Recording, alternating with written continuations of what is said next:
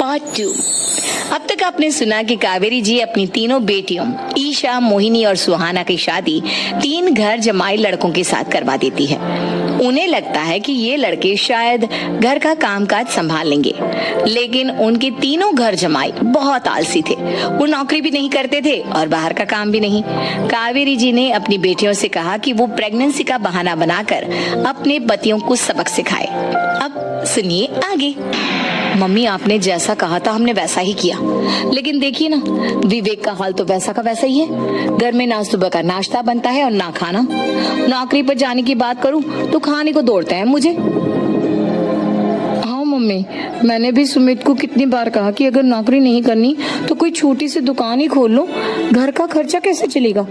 देखो दोपहर के 12 बजने आए और जनाब अभी तक सो रहे हैं। हाँ मम्मी, ईशा और सुहाना ठीक कहती हैं। अविनाश का भी यही हाल है। जब मैंने अपनी प्रेगनेंसी के बारे में कहा तो मुझसे कहने लगा, अरे दूसरी लड़कियां तो 9-9 महीने तक नौकरी करती है, बस डिलीवरी के टाइम छुट्टी लेती है।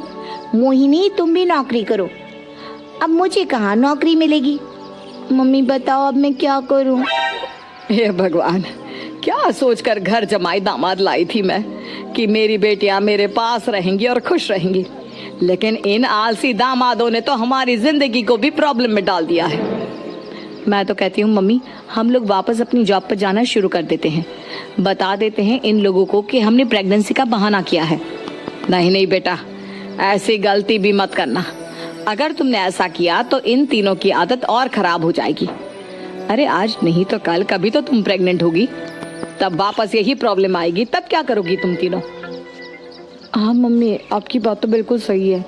इन लोगों को तो सुधारना ही पड़ेगा। लेकिन कैसे? अपने बच्चों के आने की खबर सुनकर भी इन लोगों पर कोई असर नहीं हो रहा। पैसे कमाने के लिए घर से बाहर निकलना ही नहीं चाहते ये तीनों। अब मेरे दिमाग में एक प्लान आया है। तुम तीनों चिंता मत करो, उन तीनों को बुलाओ, फिर मैं बात करती हूँ। थोड़ी देर बाद कावेरी जी अपने तीनों दामादों को सामने बुलाकर अपनी बात कहना शुरू करती हैं। अविनाश, सुमित और विवेक, देखो बेटा, मैं ना तुम तीनों से बड़ा प्यार करती हूँ, इसीलिए तो तुम्हें घर जमाई बना कर रखा है मैंने। अरे मम्मी जी, सीधे सीधे कहिए ना, क्या बात है। प्यार तो हम भी आपको बहुत करते हैं। अरे मम्मी जी, आपकी इज्जत भी बहुत करते हैं। अरे भाई, आपके जैसी सास और कमाने वाली बीवी सबको मिलती है क्या? हाँ मम्मी, विवेक और सुमित ठीक कह रहे हैं। आपकी बेटी से शादी करके मेरी तो जिंदगी ही अच्छी हो गई है। जानती हूँ मैं, और ये भी जानती हूँ कि तुम तीनों अपने अपने बीवियों से बहुत प्यार करते हो। बेटा, बात ऐसी है कि हमारे कुल गुरु ने कहा है कि प्रेग्नेंट होने के बाद मेरी तीनों बेटियां शुरू के 4 महीने हमारे गांव में जाकर रहेगी, जहां मेरे चाचा जी रहते हैं। अरे लेकिन क्यों मम्मी, गांव में जाकर रहने की क्या जरूरत है इन तीनों को। वो क्या है ना बेटा, हमारे परिवार को एक श्राप है। अगर मेरी बेटियों ने यहाँ पर बच्चा पैदा करने की कोशिश की तो उनके बच्चों को कुछ भी हो सकता है। इसलिए अब से लेकर 4 महीने पूरे होने तक इन्हें गांव वाले घर में रहना पड़ेगा। हाँ तो इसमें प्रॉब्लम क्या है मम्मी जी? हम भी वहाँ जाकर रहेंगे, पिकनिक मनाएंगे। अरे भाई, बीवी जहाँ हम भी वहाँ। हाँ यार, आइडिया तो बहुत अच्छा है। शहर की जिंदगी में रह रहकर परेशान हो चुके हैं, अब कुछ दिन गांव में बिताएंगे। तुम लोग समझने की कोशिश क्यों नहीं करते? तुम में से कोई भी वहां नहीं जा सकता, और मैं यहाँ रहूंगी ना तुम तीनों के साथ। 4 महीने की तो बात है, उसके बाद ये तीनों ही लौट कर आ जाएंगी। ठीक है मम्मी जी, अब हमारे बच्चों का सवाल है तो ये तो करना ही पड़ेगा। कावेरी अपनी तीनों बेटियों को कुछ दिन के लिए घर से बाहर कहीं दूसरे शहर में रहने के लिए भेज देती है।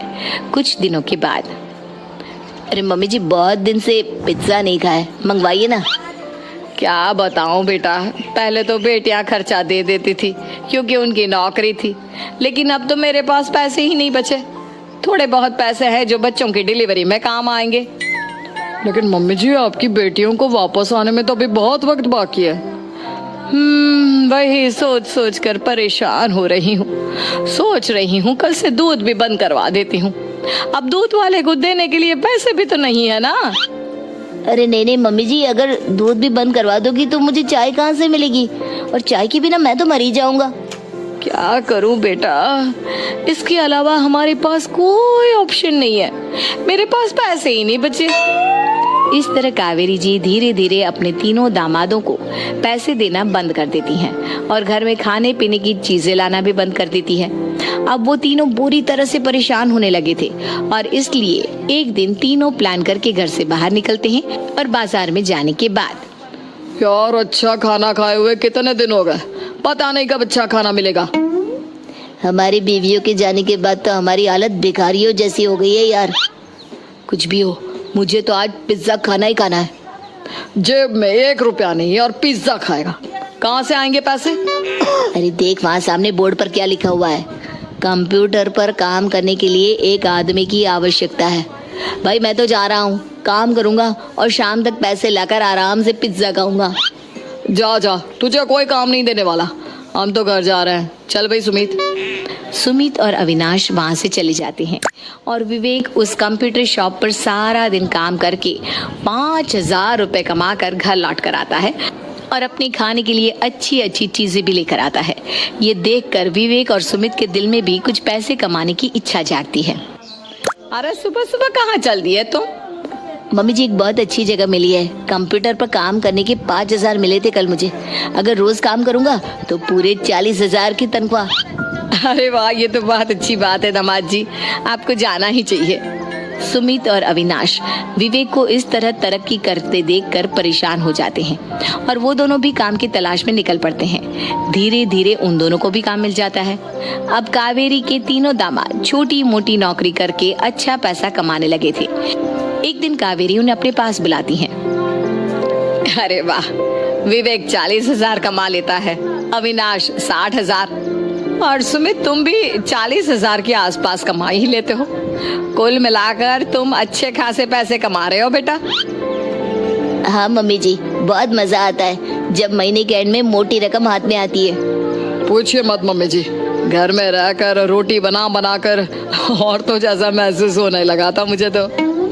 हाँ बेटा, तुम तीनों की बात तो बिल्कुल ठीक है और जानते हो अब तुम तीनों की पत्नियां भी वापस लौट कर आने वाली है।